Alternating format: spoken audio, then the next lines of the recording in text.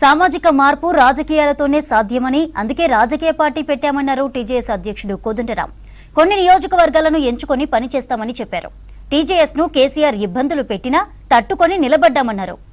BRS ప్రభుత్వంలో CM మంత్రులను కలవడం కష్టంగా ఉండేదని, కాంగ్రెస్ పాలనలో ఆ సమస్య లేదన్నారు. హైదరాబాద్ లో జరిగిన పార్టీ ప్లీనరీలో మరోసారి అధ్యక్షుడిగా ఎన్నికయ్యారు కోదండరాం. టీజేఎస్ ఏం చేసింది అంటే కేసీఆర్ ను గద్దె దించింది అని గట్టిగా చెప్పాలని పార్టీ నేతలకు సూచించారు. టీఆర్ఎస్ పార్టీల బీఆర్ఎస్ పార్టీల పంచాయతీ చూస్తూనే ఉన్నారు. అది కుటుంబ వివాదంగా ఎందుకు మారింది? కుటుంబ వివాదానికి పార్టీకి సంబంధం ఉండొద్దు కదా.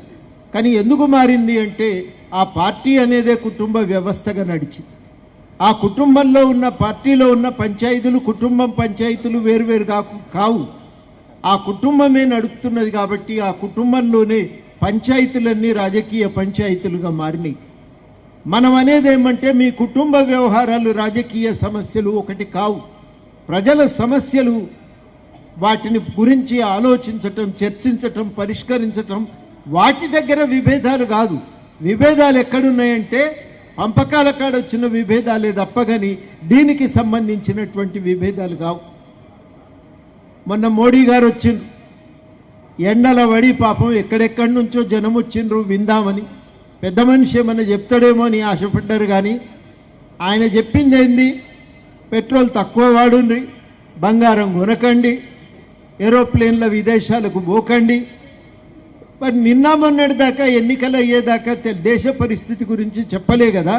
కానీ ఇవాళ ఏమంటున్నాడంటే దేశ పరిస్థితి బాగాలేదు, విదేశీ మారక ద్రవ్యం మన దగ్గర పరిమితంగా ఉన్నది, మనం ఇట్లనే కొనుక్కుంటూ పోతే విదేశీ మారక ద్రవ్యం తక్కువైపోతుంది, వంట నూనె కొనద్దు.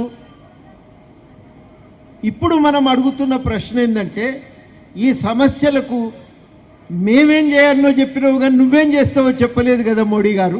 కానీ ఒక విషయం చాలా స్పష్టం, ప్రజాస్వామికమైన వాతావరణం ఏర్పడ్డది రాష్ట్రంలో. మంత్రులు అందుబాటులో ఉన్నారు, పోయి చెప్పుకోగలుగుతున్నాం, మాట్లాడుకోగలుగుతున్నాం. కానీ ఆర్థిక అభివృద్ధి అనేది ప్రజల ఆకాంక్షలకు అనుగుణంగా సాగాలి.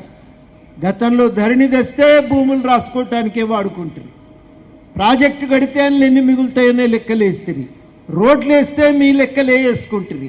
ప్రతి దగ్గర మీ ఆస్తుల గురించి ఆలోచిస్తుండ్రు తప్ప ప్రజల గురించి ఆలోచించకపోవటం చేత రాష్ట్ర ఆర్థిక వ్యవస్థ సంపూర్ణంగా విధ్వంసం అయిపోయింది.